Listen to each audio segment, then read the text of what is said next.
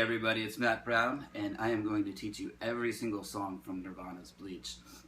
It's an album that was really, really big for me growing up, and I've transcribed all of the songs on the album. I've done professional transcriptions of them, and I've noticed a lot of transcription books and transcriptions of these songs in magazines that unfortunately aren't so great. Like the Hal Leonard book, I'd say, is only about 70% accurate. So if you want to learn the songs the way they actually go, check out all these lessons. So we're going to look at the song Downer first. I'm going to start with one of the easier ones and work our way into some of the more difficult songs in this album.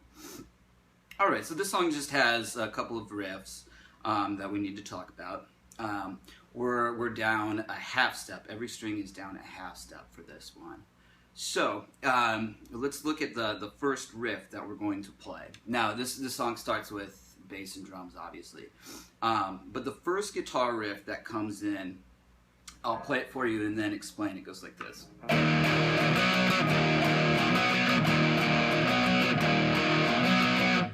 So what we're doing here, we have two chords. We just have an E5 power chord here, and we're playing the 3-string version of this power chord. And then we have a C5 here at the 3rd fret, and again this is the 3-string power chord version of this chord. Later we'll be playing 2 strings, but now 3 strings. So the rhythm is 1, 2, 3, and 4, and 1, 2, 3, and 4. And slowly we get this.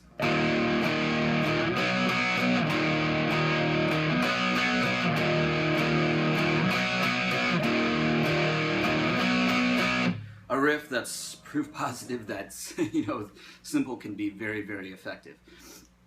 Okay, so something really important that we need to talk about with the rhythm and tempo of this song is that it starts off at a fairly fast tempo, but this song, kind of like Stairway to Heaven is another example, it speeds up throughout the entire song. So it just gradually gets faster and faster. The tempo gets faster until the end of the song. So what that does is it creates kind of like an anxious feeling and like you're just kind of on the edge at all times, which is really great for this short kind of fast punk rock song. Alright, so that's that main riff there, and when we play that again, it's going to be different as when we come back to it. Alright, so again, the riff is this. Slowly.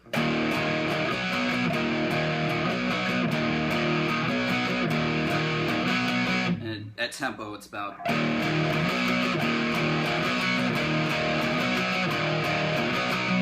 like that. Alright, so the guitar cuts out and we have the, kind of spoken word verse. So then after that, the riff comes in again, but now and moving forward for the rest of the song, we're going to play it a little bit differently. It goes like this.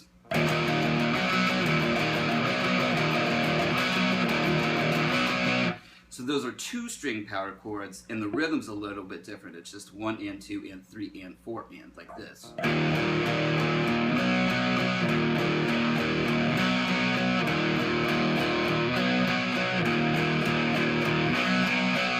Like so. So back up to tempo.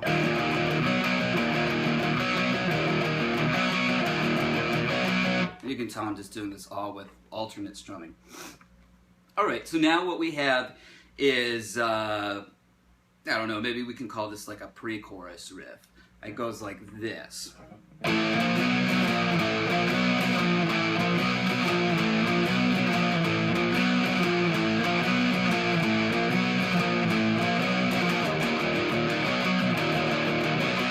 Like that. So for this section, it's pretty chromatic. So we have 3 chords here: B flat, B, and C. So now these are 3-string power chords, and the rhythm slowly is this.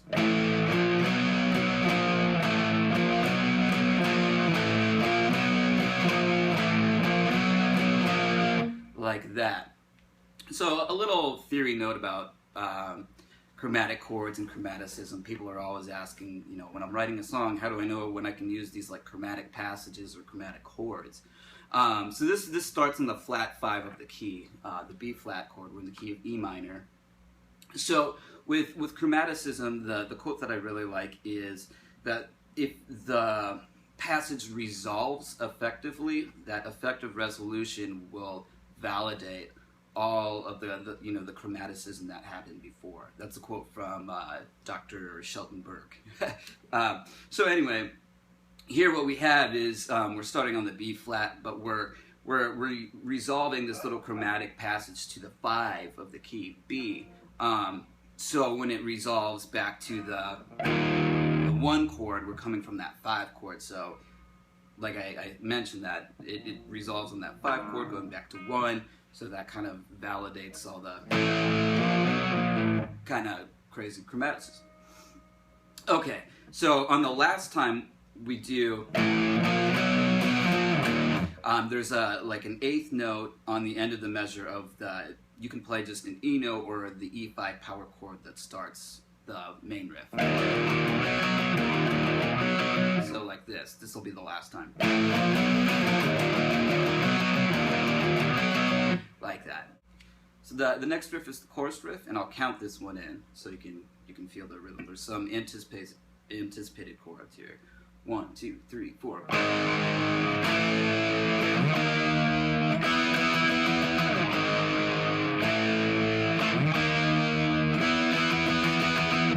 Like that.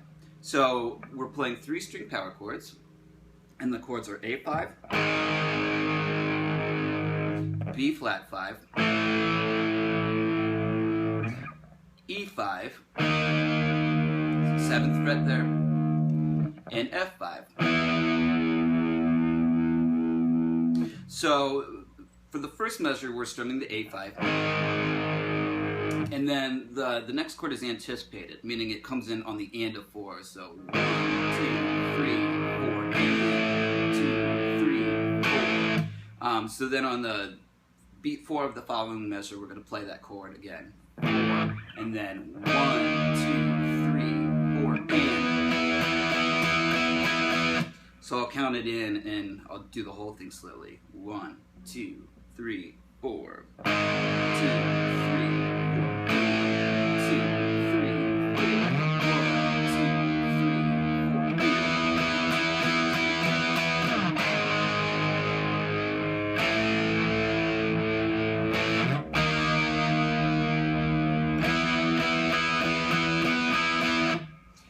Alright, and then back to the main riff.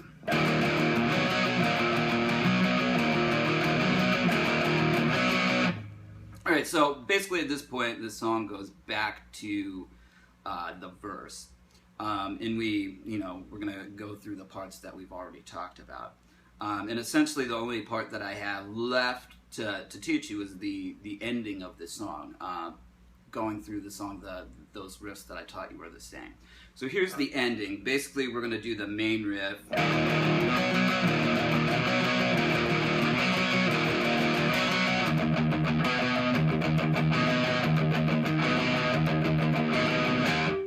And then play that. So all that is you're doing 1 and 2 and 3 and 4 and. So you're palm muting the low E, just the low E note.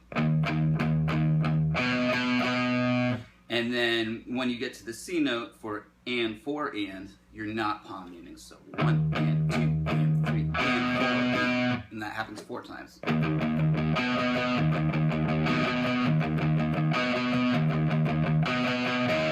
And then just end with that staccato note. So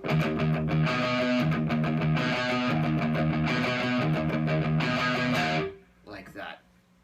All right, so that is it for Downer. Stay tuned, I've got the rest of the album coming. So if you would like to see the transcription that I did for this song, just shoot me an email and I'll get back to you with it. All right, thanks a lot for watching, guys. More to come.